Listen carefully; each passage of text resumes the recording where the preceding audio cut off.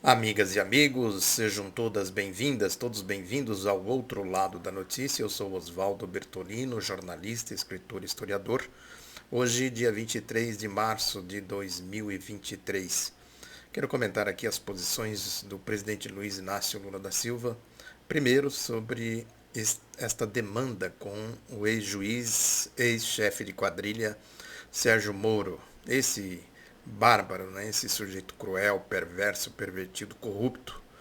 Enfim, é sempre bom pôr aqui os adjetivos devidos, né? A gente situar bem de quem se trata, de um delinquente, uma figura, portanto, depravada e desqualificada. O Lula tem inteira razão, muita gente está dizendo, está dando aí, né, goela para esse indivíduo e tal, né? Cria a oportunidade de ele ficar aí aparecendo na mídia e tal. Tudo bem, pode ser uma linha de raciocínio, mas eu acho que o que é fundamental é exatamente desmascarar essa figura, né, tão nefasta, essa figura tão horrenda, inclusive para que outras figuras não, vamos dizer assim, incorporem, encarnem, né, o espírito deste indivíduo e e alguém, né, volte a praticar os mesmos crimes que esse quadrilheiro, chefe de quadrilha, praticou. É preciso ter isso em consideração. É um legítimo representante do nazifascismo, uma figura cruel, falei aqui no vídeo passado, a crueldade está na ideologia dele, portanto é preciso sim desmascará-lo. Né? O Lula tem inteira razão, o Lula tem razões pessoais, evidentemente, mas isso não conta. O fundamental não conta na luta política, eu digo, conta muito porque o Lula foi vítima de um sujeito cruel, de um nazista, fascista, um quadrilheiro delinquente. A indignação leva a gente a encadear os adjetivos, mas este indivíduo merece, porque o grau de periculosidade desse delinquente é muito elevado. Então tem a questão pessoal, mas tem sobretudo a questão política. É preciso constantemente desmascarar este quadrilheiro, esse delinquente, até porque a mídia faz questão de mantê-lo em evidência.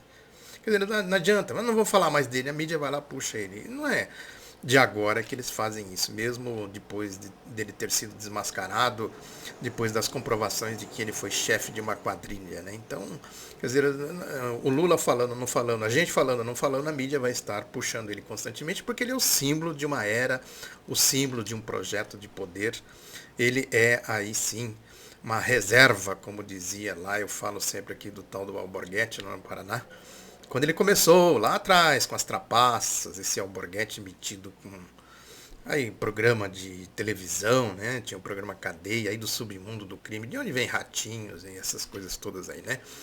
E o Cadeia já dizia que ele era a reserva moral deste país. A ficha, ele é mais sujo do que pau de galinheiro, já era mais sujo do que pau de galinheiro naquela época. Então é isso.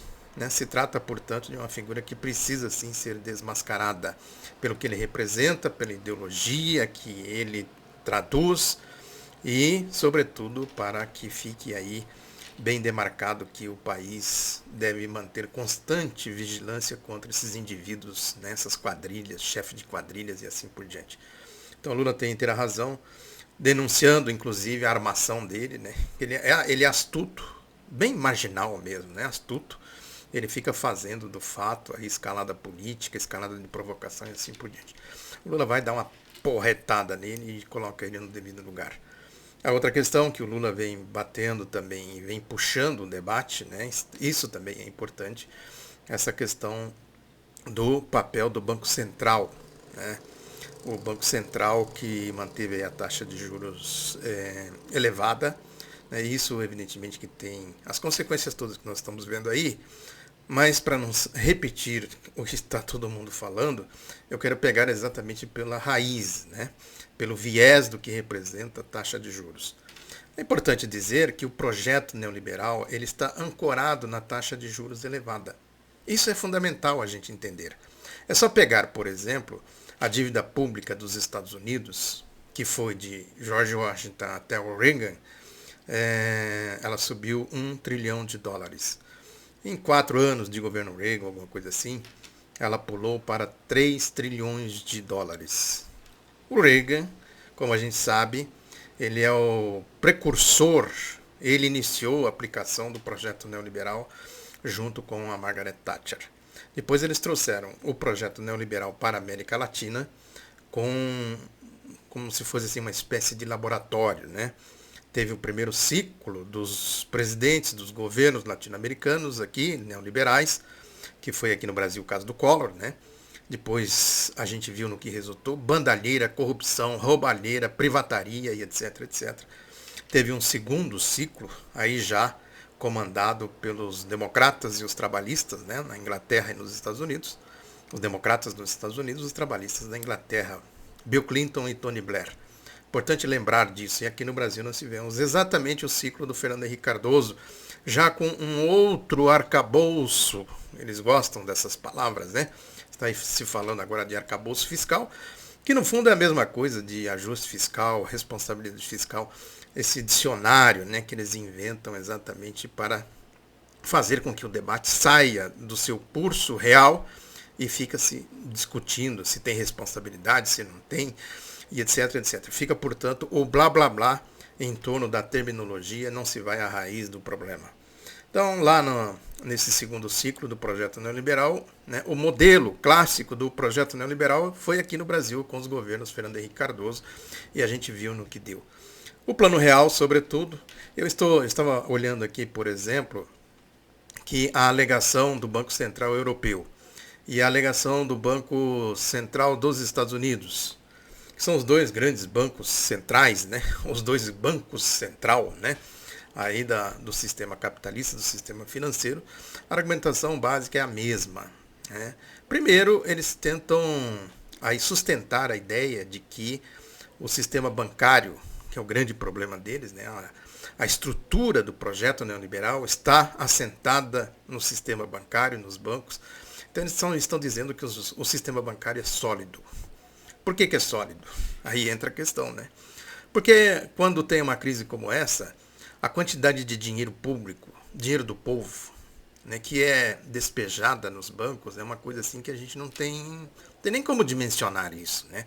A gente não tem noção da quantidade de dinheiro que sai do público, né, e vai para os bancos. Assim fica fácil, né, dizer que o sistema bancário é sólido. Quero ver dar solidez para o povo que fica desempregado, que passa fome, e etc, etc. Quer dizer, quero ver dar estabilidade para as condições do povo, né, para as condições de saúde pública, de segurança pública, de escola pública, etc. Uma infraestrutura mínima para que o povo possa ter, né, alguma dignidade.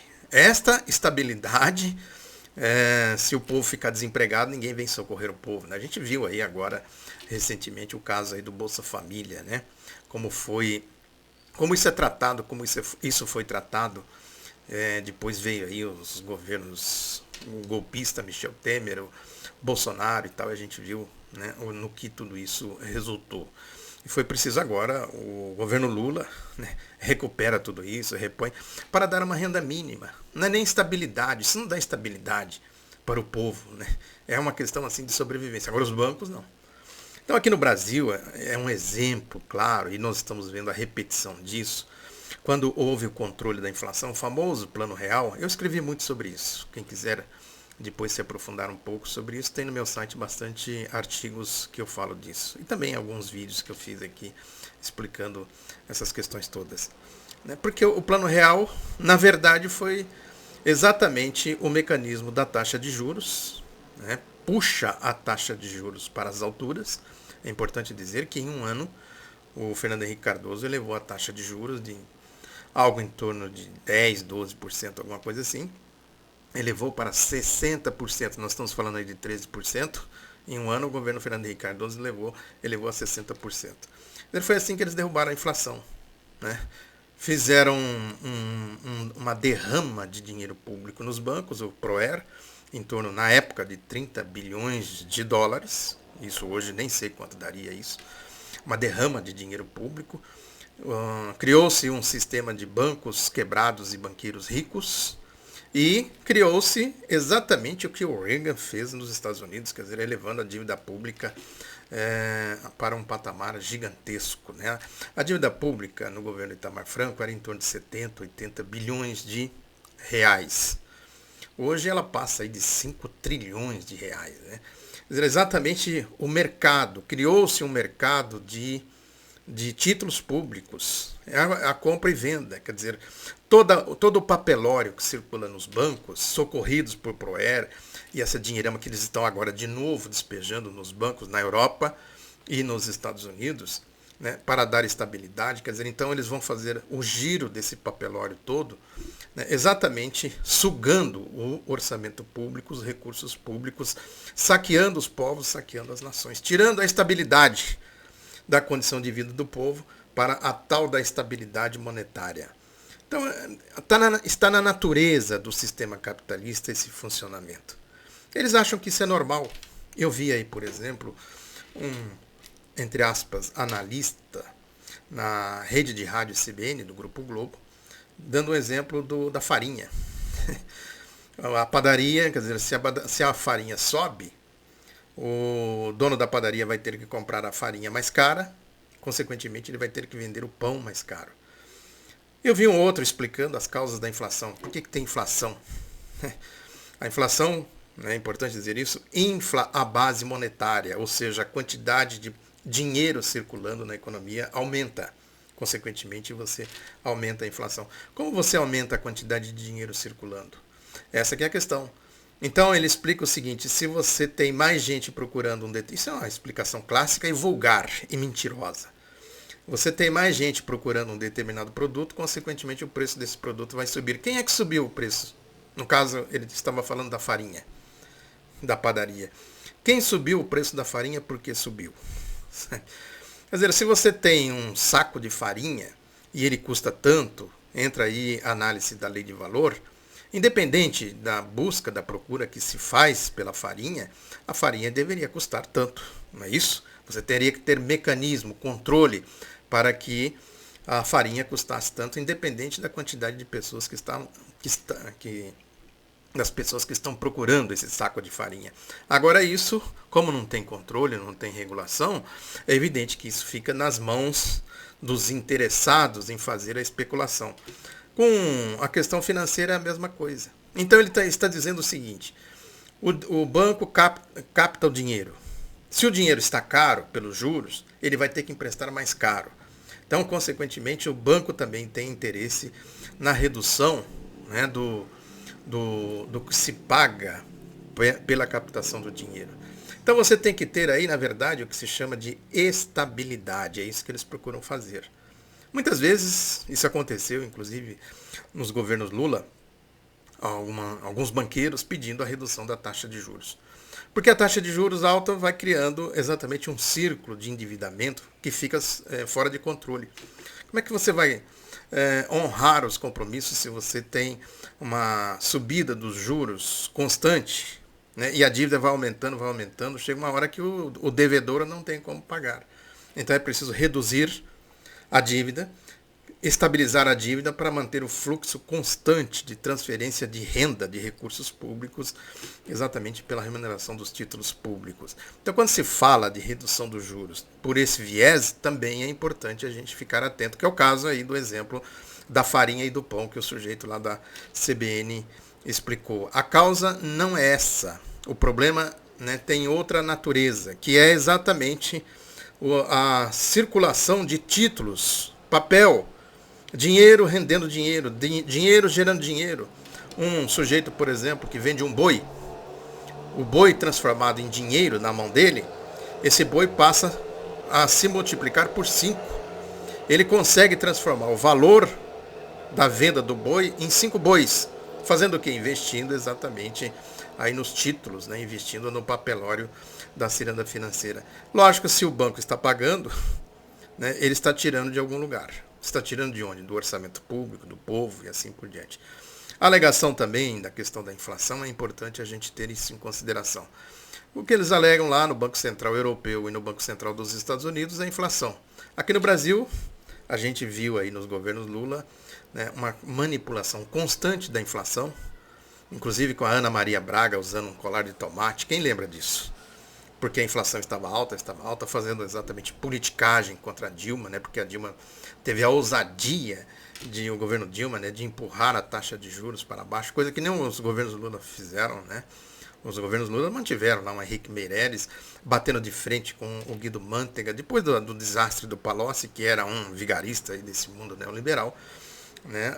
Mas Lula manteve o Meirelles com as suas taxas de juros elevadas. Brigou-se os dois governos inteiros. O José de Alencar, que era vice-presidente da República no primeiro governo Lula, por exemplo, vivia aí as turras com Palocci, com Meirelles e tal, brigando por conta dessa questão das taxas de juros. Então eles estão alegando o seguinte: como houve aquecimento da economia, tem mais gente comprando, né? Tem mais emprego, tem mais renda, consequentemente os preços estão subindo, porque tem mais gente comprando. Aquela ideia da farinha, um saco de farinha, muita gente procurando um saco de farinha, consequentemente a farinha sobe pão e assim por diante, aí você tem a inflação, né?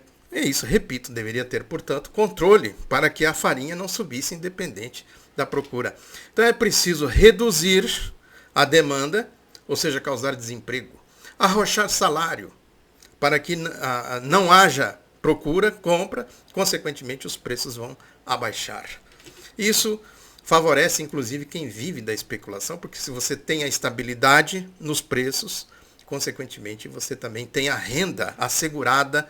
A inflação não vai comer a renda de quem vive aí aplicando em títulos, né, no papelório da especulação financeira. Também tem essa questão, esse outro viés que é fundamental a gente entender. A causa da inflação, se a causa da inflação é porque a economia está aquecida, tem emprego, tem renda e as pessoas estão comprando, é preciso reduzir o emprego e a renda para as pessoas não comprarem e reduzir a inflação. Então, esse é o capitalismo dos tempos atuais. A natureza do capitalismo está aí, né? Muita gente fala que o Roberto Campos, que é o presidente do Banco Central, que é homem lá do Bolsonaro, não sei mais o que, não procede, não é essa que é a questão. Foi o Bolsonaro que indicou, ele evidentemente que andou babando aí no Bolsonaro, essas coisas todas, né, tem comportamentos bolsonaristas e assim por diante, mas a questão principal é que existe um mecanismo, que é a tal da independência do Banco Central, que isso não é de hoje. Na época dos governos Lula, já nos governos Fernando Henrique Cardoso, tinha uma grita pela independência, que não é independência, é a captura do Banco Central para criar um governo paralelo. Banco Central independente é um governo paralelo. Um governo que não tem controle, né, das instituições democráticas, da Constituição, do Parlamento, do Executivo, do Judiciário e assim por diante. Eles têm leis próprias. Isso que é a independência do Banco Central.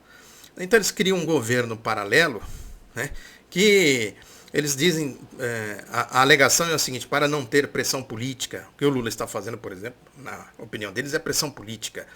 Pressão política em qual sentido, em qual direção, para quê? Sabe? Para que eles não roubem o orçamento público. Essa aqui é a pressão política. Então eles dizem que tira a pressão política, o Banco Central pode agir do jeito que ele bem entender. Mas fica a pressão do mercado financeiro. Essa que é a questão. Tira a pressão política, que é legítima. O governo foi eleito, o parlamento foi eleito, a Constituição é democrática, ela foi feita democraticamente, teve uma Assembleia Constituinte. Então eles tiram o Banco Central de tudo isso, criam uma ditadura monetária e criam um governo paralelo, que todo o arcabouço, usando a palavra deles, o arcabouço democrático não pode interferir no arcabouço fiscal. É uma ditadura, a ditadura do projeto neoliberal. A posição do tal do Roberto Campos, portanto, está exatamente aí. Por que o Brasil tem a taxa de juros mais alta? Tem muita gente falando isso, quer dizer, não faz a reflexão. Porque tem a questão do fluxo do dinheiro, né? Se o Banco Central dos Estados Unidos e o Banco Central Europeu elevam a taxa de juros lá, é evidente que o fluxo do dinheiro vai para lá. Lá é mais seguro. Lá tem mais possibilidade, né, de que não haja problemas, não haja pressão política. Então eles vão ganhar dinheiro com mais tranquilidade na especulação do Banco Central dos Estados Unidos, o Fed, e o Banco Central Europeu. Então, para competir com o Fed e com o Banco Central Europeu, o Brasil tem que manter as taxas de juros elevadíssimas, para o dinheiro não sair daqui e para lá. Essa que é a questão. Se o dinheiro sai daqui e vai para lá, eles deixam de ganhar aqui os rentistas brasileiros, a tal da Faria Lima, que eles tanto falam, que é, na verdade, escritório de Wall Street no Brasil. Essa turma toda, o dono do boi, O sujeito que vendeu o boi e multiplicou o boi por 5 na especulação financeira vai deixar de ganhar aqui.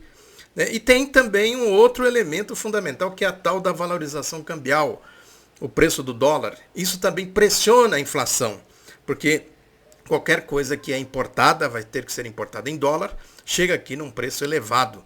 Enquanto os especuladores estão ganhando dinheiro com as exportações, basicamente a turma do agronegócio, e os investimentos no mercado de títulos públicos, o país está indo, à breca, tendo que arcar com essa outra pressão inflacionária de importar coisas que se importa, que vêm para cá importadas, essas coisas vão também pressionar a inflação. Portanto, tem um jogo aí que é da lógica, é da natureza do sistema. É preciso entender isso. E fazer o combate realmente, o combate efetivo. E o combate efetivo significa, primeiro, que o Brasil tem que ter democracia. A democracia tem que se impor sobre a ditadura do Banco Central. Segundo, a questão da soberania nacional. O país tem que ter soberania, não pode ficar nas mãos desta especulação internacional. Quer dizer, a crise do capitalismo, o problema que vão causar desemprego, causar arroxo salarial na Europa, causar arroxo salarial e desemprego nos Estados Unidos. O Brasil vai pelo mesmo caminho? O Brasil não pode ter um projeto, soberano, alternativo, próprio? Esse é o desafio do governo Lula. Eu acho que é debater essas questões, isso é fundamental para a gente entender quais são os dilemas do governo Lula e por que é preciso haver uma grande mobilização no sentido de enfrentar essa crise que tem natureza profunda. Muito obrigado pela atenção, divulgue o outro lado da notícia, um abraço, até a próxima.